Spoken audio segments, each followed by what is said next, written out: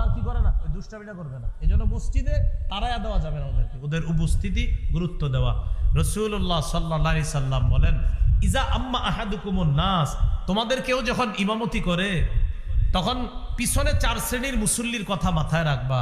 ফাইন্না ফীহিমুদ দাঈফ, এক নাম্বার তোমার পিছে দুর্বল আছে। ওয়াল মারিদ, ইমামের পিছনে অসুস্থ ব্যক্তি আছে।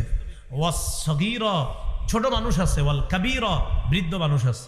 এই 4 শ্রেণীর প্রতি ইমামের লক্ষ্য রেখে নামাজ পড়াতে হবে, যে আমার পিছে অসুস্থ আছে, আমার পিছে দুর্বল আছে, আমার পিছনে বৃদ্ধ আছে, আমার পিছনে শিশু আছে, ওদেরকে লক্ষ্য রেখে নামাজ পড়াতে হবে। আপনি যদি বেশি লম্বা কেরাত নেন, ও অঘটন ঘটাই দিতে পারে মসজিদের মধ্যে, কথার কথা আর কি। এই জন্য আপনি সবার প্রতি খেয়াল রেখে নামাজ আদায় করতে হবে। শিশুরা মসজিদে দুষ্টামি করলে এটা মন দিয়ে শোনেন, সবাই ধমক দিতে যায় না ওদেরকে। শিশুরা মসজিদের মধ্যে গেলে তাদেরকে সবাই ধমক না দেওয়া। ভাই এটা একটু মনে রাখেন, আমরা কি করি মাঝে মাঝে এমন ধমক দেই ও আর আগামী 2-3 মাস মসজিদের সামনে আসে না। এরকম ধমক না দিয়ে আপনাদেরকে বুদ্ধি দিই, শিশু দুষ্টামি করলে 2 জনকে জানাইবেন। এক, ইমাম সাহেবরে জানাই দিবেন। 2 নাম্বার, ওই ছেলে মেয়ের অভিভাবকরে জানাই দিন। আপনি ওরে ধমক দিয়েন না, ওরে শাসন করবেন অভিভাবক দিয়ে। অভিভাবক শিশুরে শাসন করলে শিশু বিষয়টা গুরুত্ব সহকারে নেয় না। আমি আপনি যদি ওরে কিছু বলতে যাই, ও বিষয়টা খুব মাইন্ডে নেয়।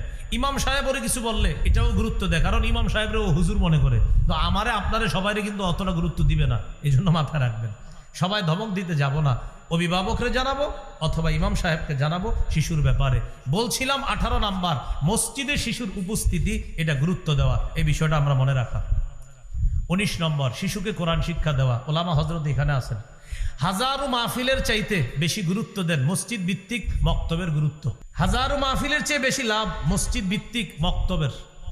মসজিদ ভিত্তিক মক্তবগুলা মারা যাইতেছে দিন দিন। সকালবেলা ইমাম সাহেব ঘোষণা করে, মুয়াজ্জিন সাহেব, মক্তবের ছাত্র ছাত্রীরা তোমরা মক্তবে চলে আসো, ঠিক না? ঘোষণা করে, কত কষ্টের কথা।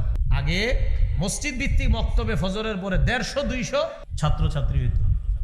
আমরা কায়দা আমপারা ওই মক্তবে পড়ছি, কায়দা আমপারা কোরআন নেওয়া পর্যন্ত ওই মক্তবে পড়ছি। আমার তো পুরো মনে আছে, আমি কায়দা পড়ছিও ওই মসজিদ ভিত্তিক মক্তবে, আমপারাও পড়ছি মসজিদ ভিত্তিক মক্তবে, পুরা মনে আছে আমার। কায়দা পড়ছি গ্রামের মক্তবে, আর আমপারা পড়ছি আমার আব্বা এক মসজিদের ইমাম সাহেব ছিলেন, ওইটার বারান্দায় একজনে পড়াইতেন সকালে আমপারা, ওনার কাছে আমি পড়ছি। উজানির মাওলানা সেবাতুল্লাহ সাহেব আমার উস্তাদ, আমার আমপারার উস্তাদ। তাহলে ওনার কাছে আমি পড়ছি, এটা আপনাদের এই জন্য বললাম। মসজিদ ভিত্তিক মক্তব, এটার গুরুত্ব দেওয়া, এটার গুরুত্ব বাড়াতে হবে। আল্লাহ আমাদেরকে কথাগুলো মনে রাখার তৌফিক দান করেন।